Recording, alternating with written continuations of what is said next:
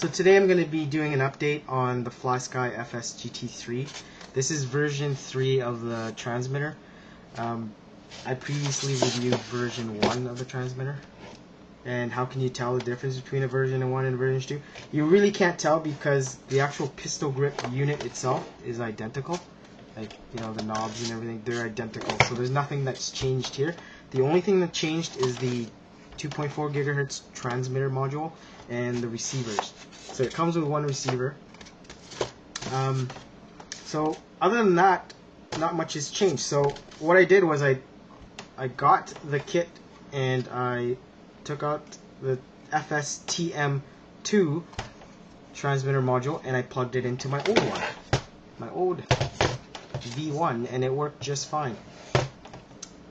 And of course, the receivers don't work. So the old receivers, which are model number FS-GT3A, they do not work with the new modules. So you're gonna have to get new receivers, and they're pretty cheap anyways at HobbyKing. I think they're less than $7 for the GR3Cs, which the 3Cs receivers have a failsafe. That's the only thing that changed, I think, with the transmitter module and the receivers, is that they updated it so it has a failsafe, and that's the reason why I bought this. For those who don't know what a failsafe is, basically if your car didn't have a failsafe, mostly nitros and stuff, and you have, let's say your car goes out of range and it was at wide open throttle, well, your car will keep on going at wide open throttle until it crashes into something or someone, so it's kind of dangerous. So with a failsafe, you can have it so when the car goes out of range of the transmitter or it loses signal, it will automatically move the throttle to neutral or apply the brakes.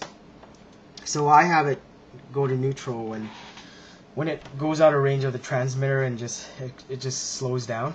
So that's the reason why you want a failsafe. It's actually a safety feature that can save you some money and maybe prevent some lawsuits. So I totally recommend it if you have a nitro vehicle to get a failsafe of some sort.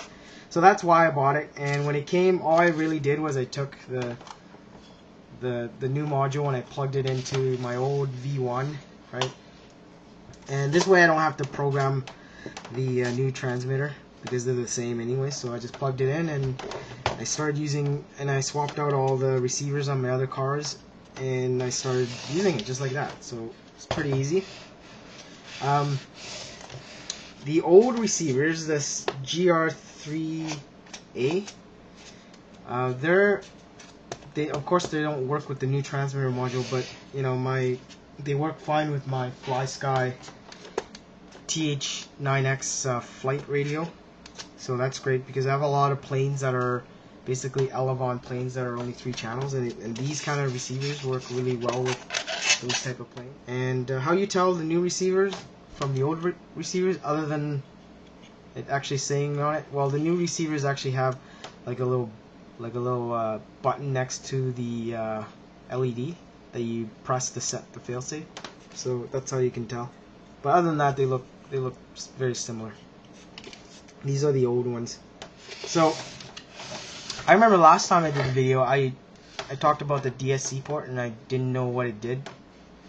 But I found out what it's for now, so I'm just gonna tell you. You actually have to buy one of these USB adapters. So one end is a USB and the other end is like a mono 3.5 millimeter plug. You plug this in, you plug it into your Windows PC, and it gets detected as a HID direct input device. So it's a game controller you can use with Need for Speed or any type of racing games, and also VRC, you know, the RC car simulator. So you can practice when it's raining outside. You can practice with some software, and you get these adapters for about $8 from Deal Extreme or on eBay. The model number for them is FS-SM100. This is the one I got from Deal Extreme. It I also have another one that came with a helicopter transmitter that I bought, and it works with it as well. So I think they're pretty generic. So as long as it's got the USB end and it's got this mono plug 3.5, it should work.